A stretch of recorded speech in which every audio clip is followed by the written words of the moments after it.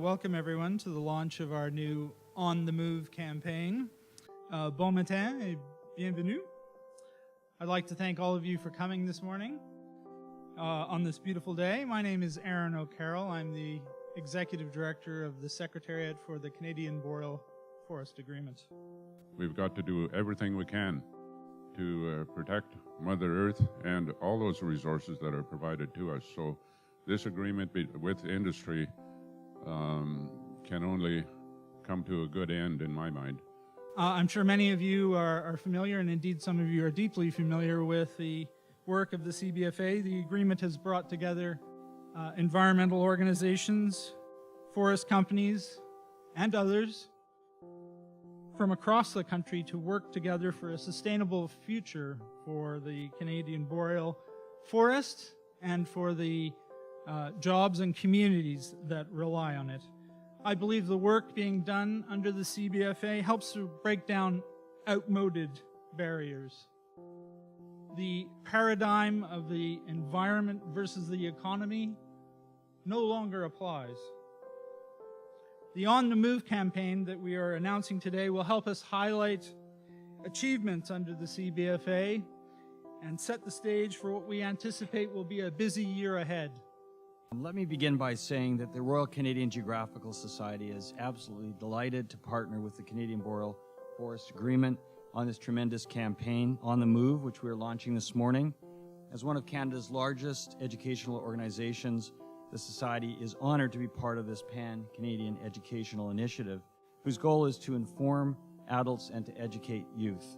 In Canada, there are few issues that are as vast and as vital as the boreal forest. In fact, in our opinion, the issue is so big that we had only one possible response.